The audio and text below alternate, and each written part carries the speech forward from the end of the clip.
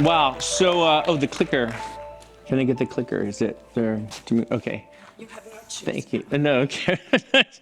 I'm here to do two things. One is to prevent societal collapse, apparently, and the second thing that's even more challenging is talking about fair pay at work.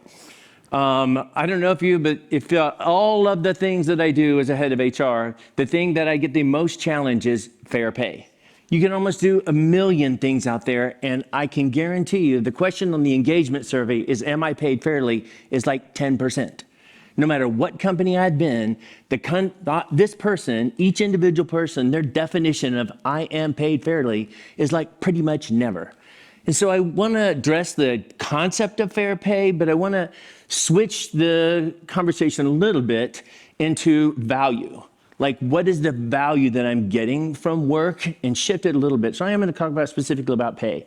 I came here, flew all the way from California to talk to you because I believe you're a catalyst for change. And so I'm here not just to share a bunch of things, but I hope what I'm telling you inspires you for change in the world, which I think we desperately need. And actually, societal collapse isn't entirely too far away if you're paying attention to what the hell is going on in America. Okay, so as Kamala Harris says, I did not just fall out of a coconut tree into Patagonia. I actually had a career before Patagonia. No one knows all the other things I did, but I actually started with Procter & Gamble. I was head of HR for over a decade at a company called Fossil, which you may be aware of, and then Sears Holdings, which was a $48 million, 270,000 employees, a gigantic company that I think we all universally helped destroy. My point is, I had the opportunity to be head of HR and make a lot of mistakes and have a lot of things that I need to unlearn by the time I got to Patagonia. And I had a complete lesson in purpose, in values, and what it means to work for an extraordinary company. And I continue to do that in my work with Guild, which was another B Corp. As you know, Patagonia was the first B Corp in California. Guild was another B Corp, female-founded company. I'll talk about Guild. And I've moved to another purpose-driven company that is working to cure incurable diseases for children with cancer through consulting. So a little bit on as you know, we went through this thing called the pandemic. I think we've even dropped the word "the." It's just like pandemic. And as a result of that, a lot of things changed. I think people they missed funerals, they missed weddings, they missed tons of things in life, and just began to think, you know what? I'm coming to work every day. I want to have like a purpose in my life. I'm not here just to have a paycheck. I want to work for something that matters. And the social contract between you pay me for just work has shifted in a way which employers are saying, I want more out of my life than just marching to work and dying. And so that concept really shifted as a result of COVID and a lot of things lately. So there's been a massive reset. And then what do we do? And it's what we're here to do, is to create a more inclusive, resilient, and sustainable workplace for the future, which has not necessarily existed in the contract of the past. So you are all catalysts for change. This is the definition of catalyst. I hope you're thinking this in your head. Is you're a person or thing that precipitates a change? I see my role as being a catalyst for change. So I hope you see you as a catalyst for change, and I'm going to talk about some things and a way to do that. We've talked a lot about purpose, and I think there's some really incredible definitions. I'm not going to go into this, but it is incredibly important to people today. 82% say it's important to them to work for a purpose-driven company. 72% said that to them personally, it's more important than profit. And 66% of millennials make the decision to work.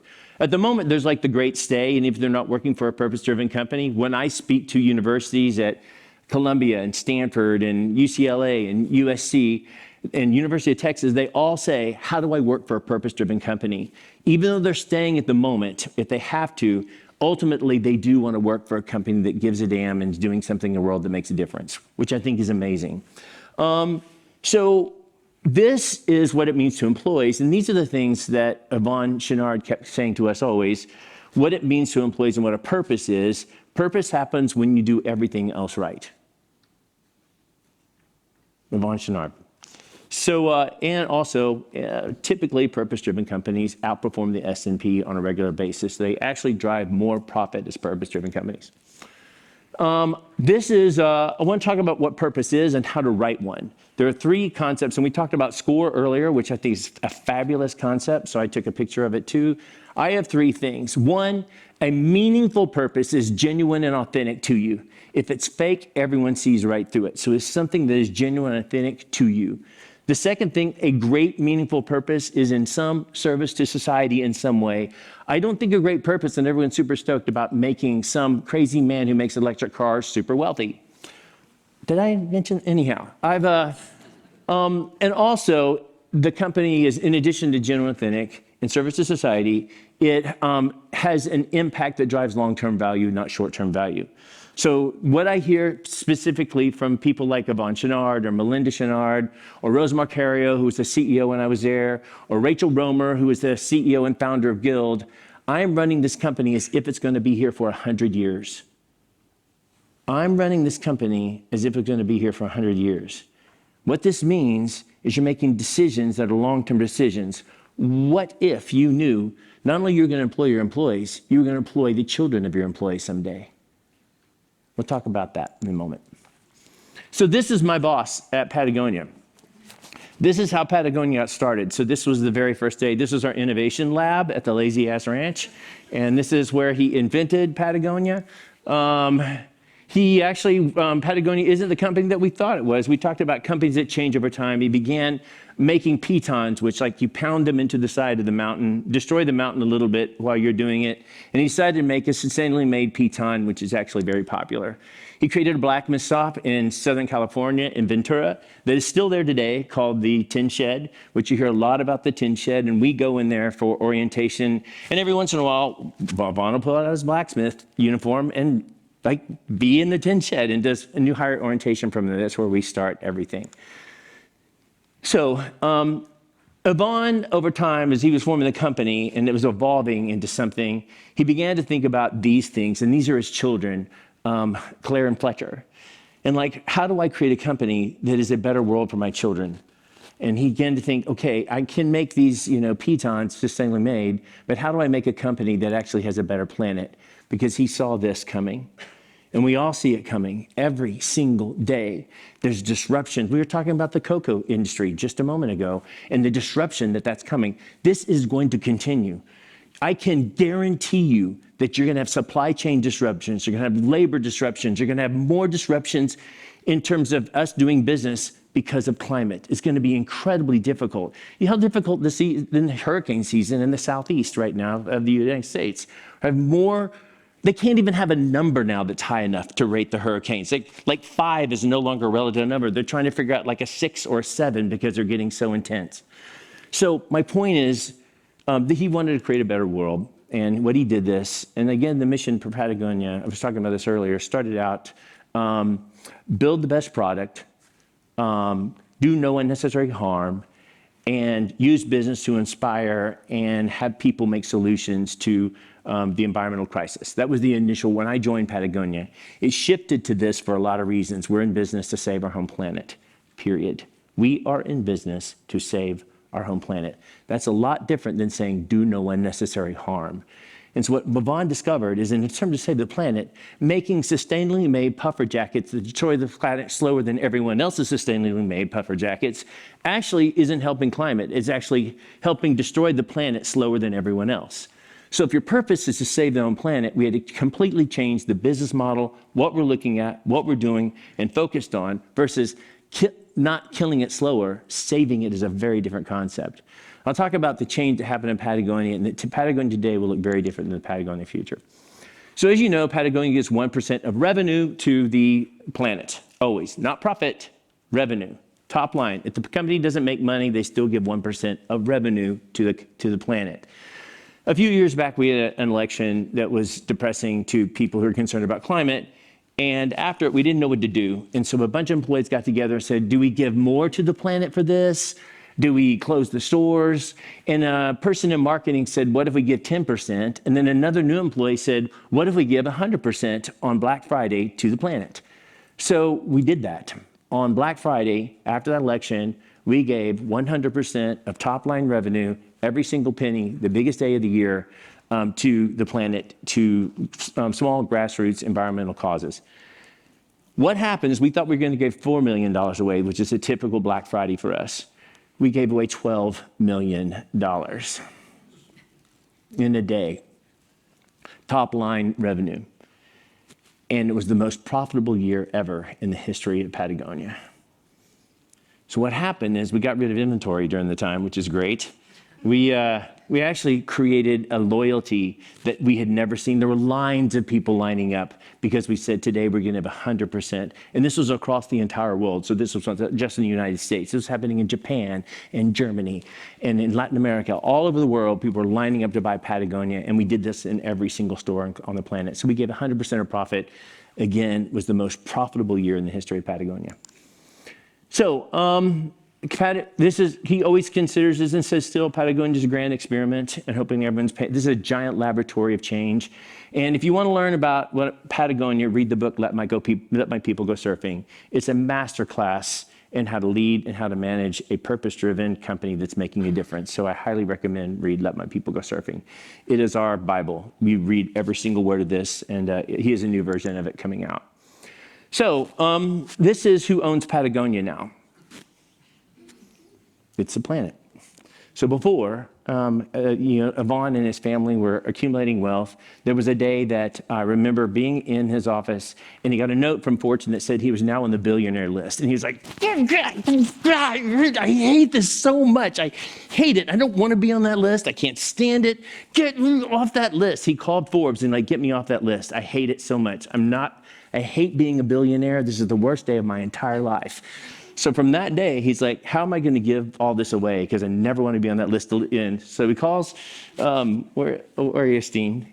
He calls Greg Curtis and says, Greg, get me off that list as soon as possible. He was on an attorney. So anyhow, they began to work on how to give the company away. So that's what he did. Is now going forward, the wealth of Yvon and his children and all the profits future of Patagonia have been set into a trust and a governing structure that is unique, cost us $10 million to figure it out because no one else is doing it. And now going forward in perpetuity, all of the profit from Patagonia, after paying all expenses and people and everything, will go to small grassroots efforts to save the planet across the world forever. So that not only did he give away the wealth of himself, but his heirs. And his children agreed to that as well. So this is just a quote that I love from Yvon. And it says, when we act positively and act sustainably, actually do the right thing, your company ends up being more profitable. And I think this is absolutely true. So I mentioned Patagonia shifted, who were in business to save our own planet. One of the things to do that is Yvon said, we are now going to be a food company. So I don't know if you know, but regenerative agriculture, but with traditional agriculture, you till into the ground. And when you slice into the ground, you take all of the carbon out of the ground and it goes into the air. And then you put a seed back in the ground, you cover it up, you put pesticides and herbicides and a lot of poison in it to help us grow the food that we eat, which, by the way, food does kill you. We mentioned that earlier. I think Colin mentioned that our food does kill us because it's loaded with pesticides and fertilizers and poisons to make it grow. So what happens after tilling it for years and years? The soil dies. In order to make it grow things, we have to put the poison in it and a lot of water. If we went to regenerative agriculture, which is no-till ag, not only would we stop climate change, we would reverse climate change if the entire world went to regenerative agriculture. So the future of Patagonia is actually food. After I learned about this concept of regenerative and extractive, I began to think about my own job. Like as the head of HR, I have two tools that I use a lot. The performance review, which everyone loves. Not really. Which is a tool to go, how much did you produce? It's like the corn. You grow the corn, the farmer gets it, takes it off, you till at the end of the year. I don't know a single person that's like, I can't wait for the end of the year and get my performance review. And oh, by the way, you're a 3. And by 50, and you're by the bell curve, 50% of you are 3. So every year we've created a structure that tells everybody your average every single year, which is a ridiculous concept. I can't stand the annual performance review, and I get rid of ratings every single place I've ever done, and refine ways of having honest conversations with people about performance, which is the goal of them. The other one is the engagement survey, which I think is also a ridiculous concept. Engagement. So one of the questions is, how much discretionary effort are you willing to give to the company? It's a manipulative survey to get you to give discretionary effort in addition to the work you're already doing. So I believe I want to know the employee's experiences, and I'll talk about a question that matters, but I think the engagement survey always was designed like, okay, if we didn't get enough out of the performance review, let's invent a survey that like gets even more out of them. And so no wonder people are dying. And Jeffrey Pfeffer, professor at Stanford, wrote a book called Dying for a Paycheck. Read it. And talks about how work is actually killing us, calling cancer, the stress is killing us, and we're actually dying to work. So we had challenges at Patagonia. Our skiers and climbers were leaving the company in droves because we were in Ventura, California, great place to surf, terrible place to ski, and so they were leaving. And we had traditional paid time off. So what we did is we implemented a 980 schedule, which would be we work 9 hours a day, and then every other Friday we worked a half day on one Friday, and the other Friday we closed the company entirely. So what happened is we had 26 three-day weekends. We implemented this, and instead of doing an engagement survey, we did an experience survey, and this is what we found. Well, first of all, as a result of this, people drove less, and this is the impact on the environment. We took 5,000 driving miles out a day because people were commuting on Fridays. We took 3,000 pounds, we measured this, by the way, 3,000 pounds of carbon emissions and 400 gallons of gas a year. That's what we saved by just closing 1 day a week. And this is what we asked questions, different questions than the engagement survey. So what we discovered as a result of this is because of this survey, they had better relationship with their spouse. Let me repeat that. They had a better, as a result of working for Patagonia, I believe I have a better relationship with my spouse. How many of you believe by working for your company has totally improved your relationship with your spouse? No. How about I work for a company that gives me a lot more time I get to spend with my kids? Nope. How many of you feel like, God dang it, I've missed so many things with my kids in the life because of work? What's the most important thing in your life? Your spouse and your kids, or your family. So those, as a result of this, people felt like, and we asked this, I'll talk about how to shape this question, but the skiers didn't leave, by the way. That was the goal of doing this, but we discovered other benefits, and we also saw no statistically difference in productivity or engagement. Any of those are regular measurements. So I do want to move past and talk about value for a moment.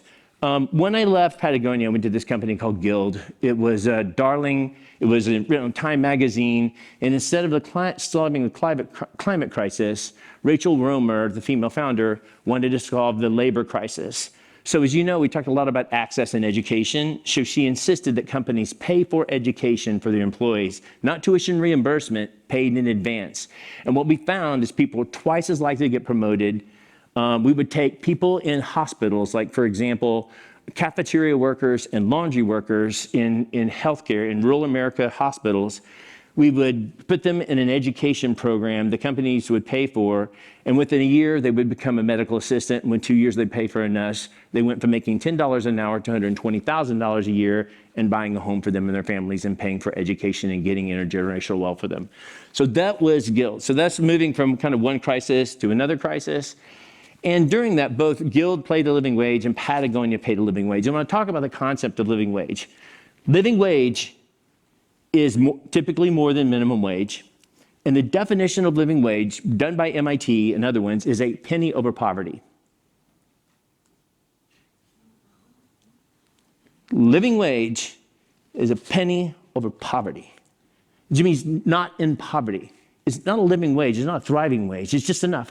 Most companies even pay a living wage, and even in Europe, they're less than 25% of companies have committed to paying a living wage. Another 54% said someday we'll consider it over the next 5 years. That's specifically just even being paid a wage to live a life above poverty. Most employees at the entry level are not even making that. Even for the good companies that are paying a living wage, it's just a penny above poverty. So this is what impact looks like at Guild and at Modern.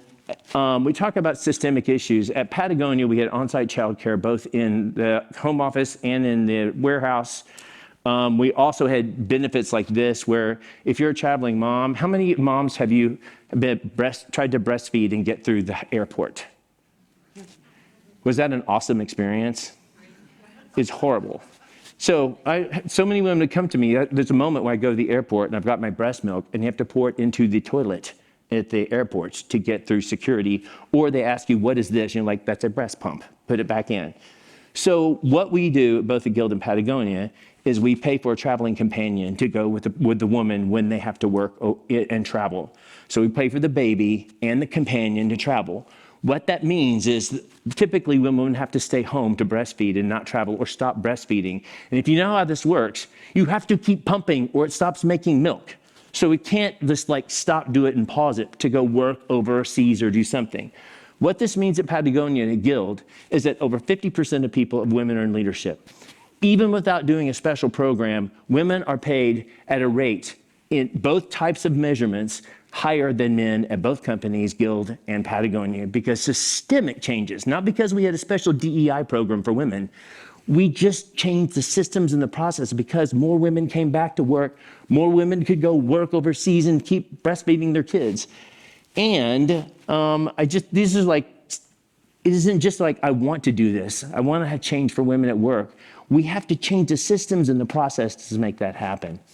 So in Modern, we're a consulting company, but all of our money goes to the Greenhouse Scholars Program and curing cancer. So the profits of that move to this as a purpose-driven consulting company, which is, you don't hear much.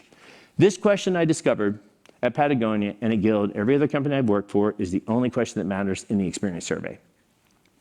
For what I put into this company, I believe it gives back equal or greater value to my life. This is pay. This is pay. It means value means different things to people in different parts of their life. To someone who's single, value to my life looks different. Someone with children, value looks different. Someone who's taking care of an elder parent at home, value looks different. What this means is meeting you where you are in your particular situation and asking this question. For what I put into this company, I believe it gets back equal or greater value to my life. You can discover a million things in terms of what's going on in your organization just by asking this single question, not the 62 questions in the engagement survey. So I'm going to leave you with this as a catalyst. I want you to continue to seek purpose. So if you're running companies, you're changing companies, you're consulting companies, you're moving, changing the world, seek meaningful purpose and find it in your organization. Create things and do things today as if you're going to run this company for 100 years. I want you to think about, as a result of your company, is the world a better place as a result of it? Are the humans that are working for you, are they better as a result of it?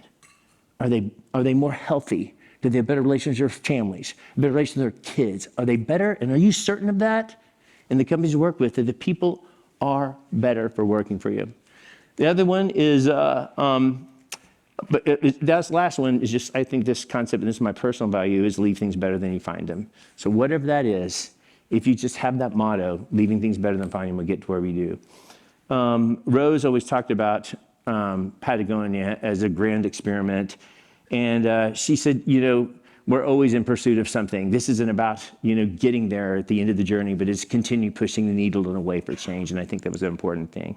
So I just want to end with this, and this quote from Yvonne, but it is possible for us to do extraordinary things to make a profit and not lose our soul at the end of it and feel damn good about the work we're doing every day.